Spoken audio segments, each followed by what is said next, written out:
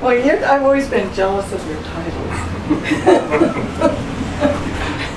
Oh, your work. I'll think of it after you did. You didn't have it this finish. Well, the last time you saw it, there might have been a wall here. That's right. It was just one room. So, but I tore out the wall. This is the guy that works for her, Carl, found this at the garage. I'm kind of regretting that, but. Man. Oh. Now this is upside down. Nope, it's not actually. it was the other way. It was the other way, but now I like it this way better. This is very recent. I'm still kind of working on this one. Oh, this piece here, down here. That is a done deal there. These are great. It's called Red Eye Flight. You know what these works are doing? They're combining your charcoal drawings with your paint. Somehow you're melding in a way. Yeah. You're morphing. Really matured a lot in the last 3-4 years. Balzac. Balzac, like the writer. Yeah. And or you can obvious references to the anatomical parts of the So that's what, 5 foot square? This is 48 by 48. Okay. This is called hijinks. Wow. Wow. Jeez. Oh, David, that is just incredible. And that's, this is very recent. This is what, 2000, this is 2008, 2009. How long does it take you to do painting that size of it? Commonly asked question. It's kind of, I'm not here every day, but I try to stay, 4 or 5 hours when I am here. After that, it's kind of a burnout. I'm sort of lost, after that. Yeah. And so I'll work on a painting for probably a good month. And then I'll take them home sometimes. I'll hang them in the house and live with them a little bit. Right. And then I start to see the flaws right away. Yeah, I have to leave them up for about a half a year. Yeah. The other thing I'm noticing is your space. I remember when I first knew you, someone wrote a review of your work, and what intrigued them was your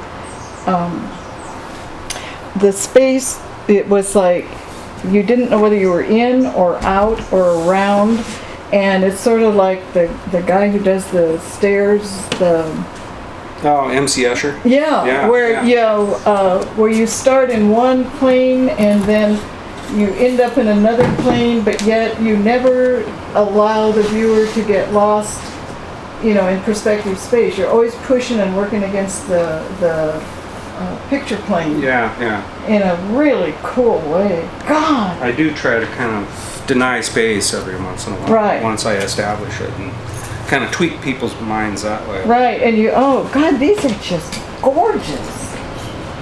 And the color, you've,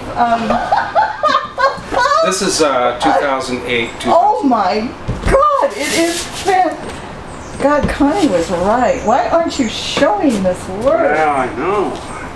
Things have changed so much in Portland with galleries. And I've just recently got on this kick with long horizontal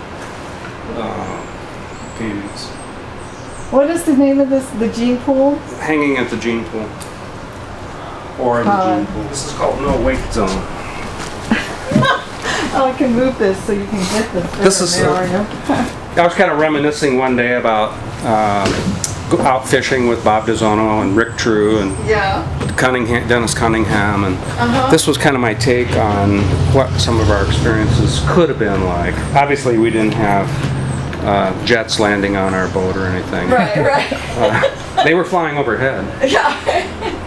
Probably had you guys on GPS. Right. And we didn't shoot fish or anything. I love the repetition of the bird shape. That's my favorite part of that painting, actually. And it's like the cliffs and stuff with the ocean. This grid really works. Yeah, I've been assigning these things to my students about grids and how to make transfer drawings over to canvas and get a real good representation. And I don't do that myself, but I thought, well, the grid's kind of a cool tool. Right. So it just kind of, it did something different to my negative space for a little bit. Bon appetit. Bon appetit. Is this okay over here? Kind of against the light. Yeah, it is. Let me move it over there. in the last 5 years or so. He's dead now, isn't he? The last one, was he? Did he die? When? Seems like it. Maybe I might be wrong on that. Oh God. And I don't use words and letterings and stuff in my paintings very often. That works here. Hardly ever, in fact. God, and what I really like is what you've done with that black, bringing that, putting the force all the way down here, and then that line, and then how that changes with that white. God, that is nice.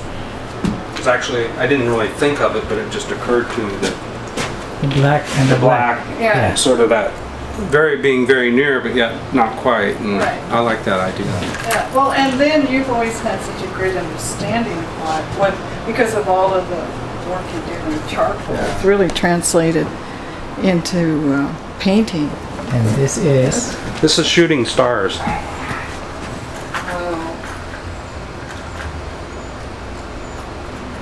Boy, you need a show. You need a show so bad. This I needs do. to be out. I'm really wanting one too. Right. This painting's looking better now that I see these around. Right. See, what I love is how these blacks, I mean, how it all ties in. Yeah. It just zings. A lot of raw umber mixed into this black right here to get that sort of matte looking, Is that how you do it? kind of black but not. But not right. I'm just going to cover that little bit. Okay.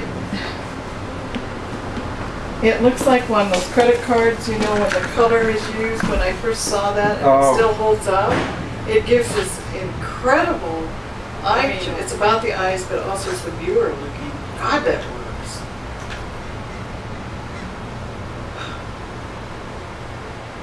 looks spacey, the one on the like E.T. Oh, yeah.